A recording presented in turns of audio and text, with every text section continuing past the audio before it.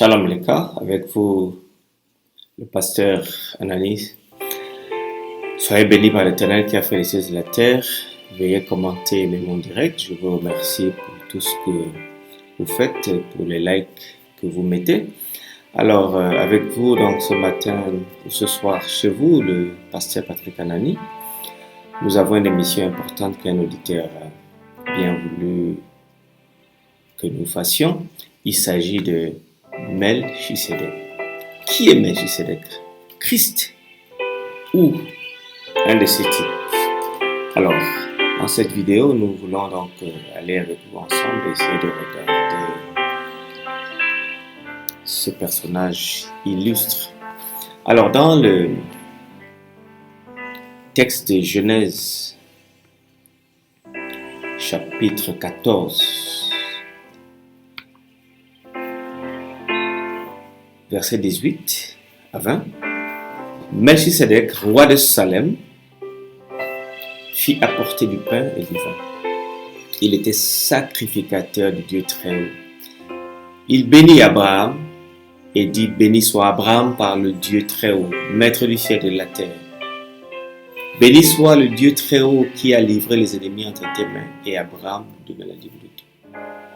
Melchisedec, ou encore en hébreu, Malki-Sédek, mon roi est juste, ou encore mon roi est Sédek. C'est un roi prêtre, instaurateur du sacerdoce royal selon le psaume 110, verset 4. Et ça, c'est très important de le savoir. Ce psaume adressé au roi David, qui a été cité dans Hébreux chapitre 5, verset 6, verset 10, chapitre 7, verset 17. Et dans ce sens, Melchisedec est supérieur, n'est-ce pas? Donc bien son ministère est supérieur à celui d'Aaron.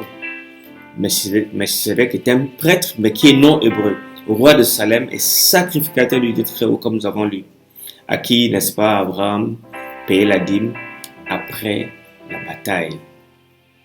Ceci est très important.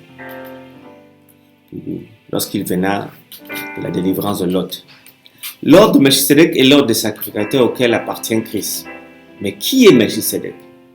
L'hébreu, ancêtre des prêtres lévitiques, n'occupe qu'un rang inférieur. L'exégèse rabbinique, n'est-ce pas, cherchera à faire oublier l'exégèse chrétienne, s'en souviendra. Alors, Melchisedec apparut sans commencement ni fin. Et la question de cette vidéo, c'est: préfigure-t-il Christ ou est-il le Christ? Le nom apparaît 12 fois dans la Bible, Melchisedec.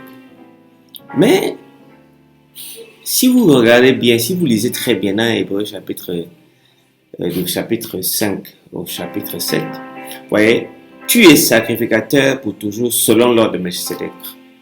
Hébreux 5, 6. Tu es sacrificateur pour toujours selon l'ordre de Melchisedec. Hébreux 7, 17. Tu es sacrificateur pour toujours selon l'ordre de Melchisedec. Hébreux 7, 21. Déclaré souverain sacrificateur selon l'ordre de Melchisedec.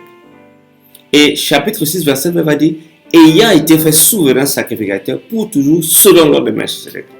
Ayant été fait sacrificateur. Était-il encore nécessaire qu'il paraisse un autre sacrificateur selon l'ordre de Melchisedec et non selon l'ordre d'Aaron? Quand il paraît un autre sacrificateur à la ressemblance de Melchisedec. Alors pourquoi plusieurs disent que ce Melchisedec c'est Christ? Alors, dans cette vidéo, nous allons essayer de voir ce que cela veut dire. Il est son père, sans mère, sans généalogie. Il n'a ni commencement de jour, ni fin de vie. Mais il a été rendu semblable au Fils de Dieu. Ce Melchisedec demeure sacrificateur perpétuel. Il ne tirait pas de son origine. Il leva la dîme sur Abraham et il bénit celui qui avait les promesses. Alors, ce nom, comme je le dis, apparaît 12 fois dans la Bible. Genèse chapitre 14, verset 18, le psaume 110, verset 4, Hébreux chapitre 5, verset 6, verset 10, Hébreux 6, verset 20, Hébreux 7, verset 3, Hébreux 7, verset 10, et 11, verset 15, verset 17, verset 21. Mais au chapitre 7 seulement, il apparaît 7 fois. Il est sans père, sans mère, sans généalogie. Il n'a ni commencement de jour, ni fin de vie. Mais attention, il a été rendu semblable au Fils de Dieu. ce Melchisédek demeure sacrificateur à perpétuité. L'évangile du verso de Jésus-Christ, écrit en 1907, pense que Jésus aurait vécu 11 fois sur la terre avant d'habiter corporellement Jésus-Christ. Par exemple, il pense qu'il a vécu en Enoch ou éventuellement en Melchisédek, même en Jésus. Edgar Cayce pense que les vies antérieures de Jésus-Christ ont été en Adam, en Enoch, en Melchisédek, en Joseph, en Josué et en Jésus. Et voilà. Mais à travers chaque incarnation, il pense qu'il amena le corps physique avec ses désirs inhérents, plus en harmonie avec le spirituel. Waouh! Mais si Jésus, Christ est Melchisédek, alors Jésus aurait été incarné déjà une fois sur la terre, ou plusieurs fois, avant son incarnation par Marie. Cela ne fait pas sens parce que sur le plan théologique, nous n'avons aucune trace de ça. Avant son incarnation, donc, Jésus-Christ a rempli les textes de la Bible de son esprit en leur donnant des prophéties sur ses souffrances, sur ses gloires intérieures, selon 1 Pierre chapitre 1, verset 11. Mais nous n'avons aucune trace d'une préincarnation de Christ avant l'incarnation dans le Nouveau Testament pour sauver les humains, pour sauver les êtres de leurs péchés. Après son ascension, il a donc continué à se révéler à son peuple. Les Écritures disent qu'il donna son témoignage, l'esprit de prophétie à ses fidèles, son reste. Apocalypse chapitre 12, verset 17, Apocalypse 19, verset 10. Et maintenant, cette vidéo s'intéresse à Christ comme le prêtre. En fait, Christ a été par un serment lors de sa résurrection établi souverain sacrificateur, selon Hébreux chapitre 7, verset 21. Ceci est très intéressant. Et parmi les sacrificateurs, les fils de Obadja, les fils de Actos, les fils de Barsilia, qui avaient pris pour femme une des filles de Barsilia, le Galadite, fut appelée par leur nom. Ils cherchèrent leur titre généalogique, mais ils ne les trouvèrent point. On les exclut du sacerdoce. Waouh! Voyez donc, quand votre nom n'était pas inscrit dans une généalogie, vous ne pourriez pas être prêtre. Il fallait nécessairement que votre nom soit dans une généalogie. Alors, ceci est très important. Paul appelle Jésus-Christ prêtre. Il a été déclaré. Hébreux chapitre 5, verset 10. Et Hébreux chapitre 7, verset 17 dit, il a reçu un témoignage. Savez-vous qu'un serment divin est établi pour que Jésus-Christ ait le sacerdoce du Messie? Le Seigneur a juré et il ne fléchira pas. Tu es sacrificateur pour toujours selon l'ordre de Melchisédek. Psaume 110, verset 4. Ce psaume qui s'adresse à David d'abord et qui a été messianisé plus tard. Le ministère du sanctuaire ayant deux phases, une terrestre et une céleste. Jésus étant de Juda, il était donc nécessaire qu'il change cette loi qu'un sacrificateur ne devrait venir que d'un sacerdoce lévitique, d'où selon l'ordre de Melchisédek, n'est-ce pas, il devait donc appartenir à cette caste et non à celle d'Aaron. Hébreux chapitre 7, verset 11. Cette déclaration se fit par décret. Le psaume 2,7 dit, je publierai le décret de l'Éternel. L'Éternel m'a dit, tu es mon fils, je t'ai engendré aujourd'hui. Le psaume 2, verset 7, qui est repris dans Hébreux chapitre 1, verset 5. Lors de la résurrection de Jésus-Christ. Dieu l'a accompli pour nous, leurs enfants, en ressuscitant Jésus selon ce qui est écrit dans le psaume 2e. Tu es mon fils, je t'ai engendré aujourd'hui. Actes chapitre 13, verset 33, Hébreux chapitre 5, verset 5. Jésus, de par son humanité, fut un sacrificateur modèle d'Aaron dans son humanité, mais il a été rendu semblable à ses frères pour ce faire. Hébreux chapitre 2, verset 17. Mais sa prêtrise avait aussi une vocation céleste. C'est pour cela que Dieu l'a déclaré souverain sacrificateur selon l'ordre de Melchisédek, chapitre 5, verset 10. Et Hébreux, Actes chapitre 2, verset 31, Romains 1, 3 dit, ceci lui vient aussi du serment fait à David de par sa résurrection. Cela est très important et intéressant à savoir. Alors, comment donc nous arrivons à comprendre cela? Jésus-Christ, ayant été fait sacrificateur, ça c'est très intéressant. Le mot ici, c'est progareo, agora, qui signifie pro-agora, parler à quelqu'un dans l'assemblée. Dans le Nouveau Testament, cela désigne appeler publiquement, donner un nom ou octroyer à quelqu'un en public, comme si Jésus reçut dans le temps, un nom de baptême ou une fonction nouvelle, une fonction céleste. Il est devenu prêtre céleste. Que l'on se rappelle que la prêtrise existait ou a existé à cause du péché. Sans péché, il n'y aurait jamais eu de prêtrise. Donc Jésus-Christ n'a pas toujours été prêtre. Ce verbe prosagoreo est un participe aoriste passif nominatif masculin, je pense singulier. Le système aoriste en revanche rapporte l'action comme étant factuelle. Nous devons la considérer comme étant un événement ou un fait, mais pas un processus. Quand vous dites en grec epoinze, il a fabriqué. Vous voyez donc, il a fabriqué dans un point dans le temps, c'est un fait. Quoique le participe ne doit pas nécessairement se référer à un temps passé, il peut néanmoins signifier qu'une action a procédé à une autre. C'est pour cela donc que nous pouvons dire, ayant été proclamé, prosagoré par Dieu, grand prêtre à la manière de Melchisedec. Donc, à un temps, il ne l'était pas. Il a été à la manière de Melchisedec.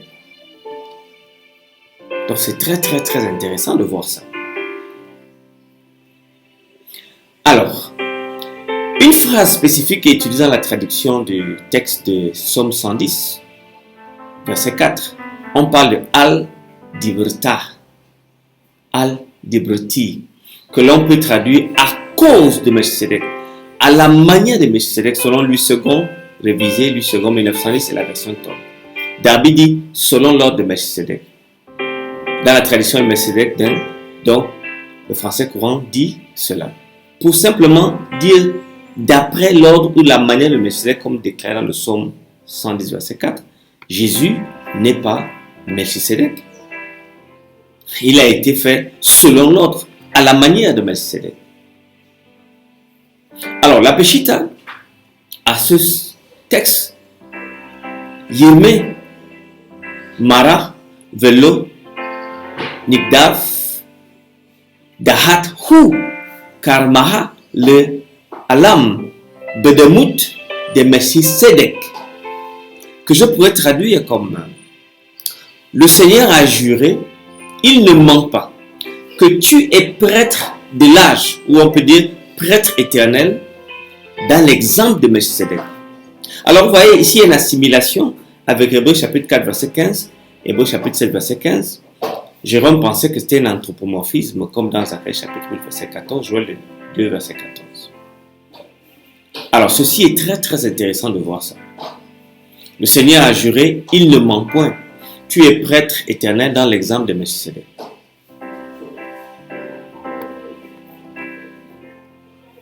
Dont le père, selon la Peshitta, et la mère n'étaient pas inscrits dans la généalogie. Ni le début de ses jours, ni la fin de sa vie. Mais à la ressemblance de celui du fils d'Aloa, se tient son sacerdoce pour toujours. Ça, c'est la version syriaque du Nouveau Testament qui a bien compris le motif. Ce motif est repris plusieurs fois dans l'Épître aux Hébreux, où Paul reprend la déclaration du psaume 110, verset 4, chapitre 5, verset 6, verset 10. C'est-à-dire que Christ ne l'a pas toujours été, il l'est devenu par déclaration qu'après la résurrection, comme le précise Hébreux chapitre 6, verset 20, où Jésus est entré comme précurseur pour nous, étant devenu souverain sacrificateur pour l'éternité selon l'ordre de Melchisedec. Il n'a jamais été toujours Melchisedec. Il n'a jamais été près dans l'Ancien Testament. Et le mot grec, c'est genomenos. Un verbe également participe aoriste moyen qui est un factuel. Genomenos. Eston aiona. Par conséquent, il n'est pas Melchisedec. Mais selon l'ordre de Melchisedec, chapitre 7, verset 11, verset 17, verset 21. En conséquence, Christ est à la ressemblance de Melchisedec. Homoesteta, Melchisedec. Hébreux chapitre 7, verset 15. Ce verbe, genomenos, se traduit par étant devenu, qui vient d'un verbe au participe aoriste nominatif moyen masculin du singulier. Donc nous savons qu'en grec, à l'indicatif, l'aoriste indique généralement le temps passé en référence au temps de la parole. Donc au temps où Paul parle, Christ avait été fait un peu avant. Factuellement, c'est un temps absolu. Mais les participe aoriste suggère généralement un temps antérieur à celui du verbe principal, c'est-à-dire un temps passé dans un sens relatif. On peut avoir des exceptions. Alors, comment expliquer cette semblance d'éternité de Melchisedec? Pourquoi même ignorer les 10 versets qui disent que Christ n'est pas Melchisedec, mais qu'il a été prêtre selon l'arrangement de ce dernier? Hébreu dit, il est sans père, sans mère, sans généalogie, il n'a ni commencement, ni jour de fin de vie, mais il a été rendu semblable au Fils de Dieu. Ce Melchisedec demeure sacrificateur à perpétuité. Donc les deux se contredisent. Sans père ni mère. Ces mots, en fait, ont donné lieu à la spéculation que ce Melchisedec était un être surnaturel, comme le Christ. Il devait nécessairement l'être s'il était réellement sans parents, sans commencement de jour et sans fin de vie.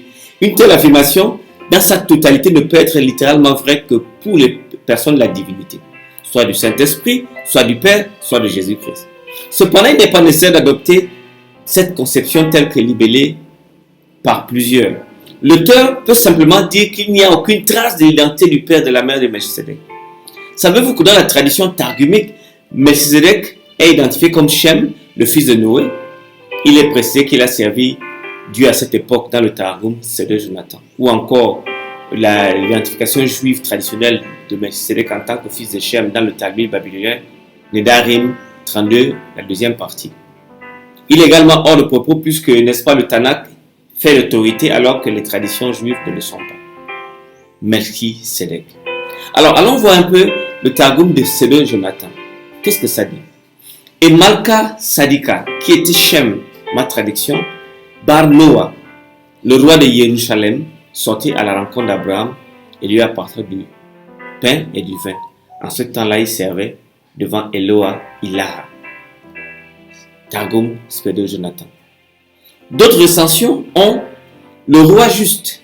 Dans le Targum du Pentateuque, nous avons le roi juste. C'est Sem, fils de Noé, grand Shem, offrit du pain et du vin, car il était prêtre et exerçant le souverain sacerdoce devant le Dieu très haut. Targum, c'est de Jonathan, n'est-ce pas vrai? Melchisedec était donc simplement un type de Christ. On ne sait rien de sa naissance ou de sa mort. Et il n'y a aucune trace de l'un ou de l'autre. Tout cela correspond à l'image de Christ qui n'a ni eu commencement ni fin de jour, et surtout qui n'a pas de père humain biologique, mais adopté et par Joseph, qui était son père adoptif, et qui a toujours existé sous forme de la parole avant sa naissance. Jean chapitre 1, verset 1 à 3. Commencement était la parole était avec Dieu, la parole était Dieu. Et il a continué à exister après sa mort. Alors, sans descendance, agenealogetos, littéralement sans généalogie, les Juifs étaient très attentifs à enregistrer soigneusement et à conserver les généalogies des personnes, surtout dans la prêtrise. Cela était particulièrement vrai en ce qui concerne les prêtres. Voir Ezra chapitre 2, verset 61-63. Nul ne pouvait servir de prêtre s'il n'appartenait à la famille d'Aaron ou de la tribu de Lévi. Et cela devait pouvoir se prouver sans aucun doute. S'il y avait une rupture dans la lignée quelque part, il serait compté comme exclu et perdrait ainsi les privilèges accordés aux prêtres. Pour cette raison, chaque juif, et particulièrement les prêtres, conservaient soigneusement les registres généalogiques. Ce que Hébreu chapitre 7, verset 3 nous dit, c'est que pour Melchisedec, on n'en savait rien. C'est-à-dire qu'il n'y avait aucune trace de naissance, de sa mort, comme l'indique l'expression, ni fin de vie. Alors, vous avez aussi d'autres prêtres qui ont existé, appelés Jétro dans l'Ancien Testament, dont Moïse épousa une des filles, Exode chapitre 2, verset 17, chapitre 3, verset 1, chapitre 8, verset 1, dont il devint le beau-fils. Mais de Melchisedec, il est dit, au roi de Salem, il fit apporter du pain et du vin, il était sacrificateur de Dieu très haut. Alors, en conclusion, le sacerdoce du Christ, à l'exemple de Melchisedec, préfigurait ou a été préfiguré par ce prêtre roi non hébreu dont l'activité sacerdotale est le type de Christ. Le Nouveau Testament ne laisse aucun doute sur le fait que ce nouveau sacerdoce éliminerait l'ancien. L'ancienne alliance serait remplacée par la nouvelle. Les sacrifices typiques seraient, n'est-ce pas, conclus par le vrai sacrifice, le sacerdoce lévitique ferait place à l'ordre de Melchisedec. Hébreu chapitre 7, verset 11, verset 12, verset 18, verset 19, Hébreu 8, verset 13. Ainsi, Le sacerdoce du Christ n'était pas seulement l'antitype du sacerdoce d'Aaron, mais aussi l'accomplissement de la prophétie messianique trouvée dans le psaume 110, verset 4, à la lumière de laquelle Hébreux examine Genèse chapitre 14, versets 17 à 20. Dans la discussion sur le sacerdoce de Melchisedec, il est clair que la supériorité du sacerdoce de Christ est démontrée. Christ n'était pas Melchisedec. Que le Seigneur vous bénisse et vous garde et fasse de vous les fils de Dieu très haut. Que le Seigneur vous bénisse à la prochaine vidéo.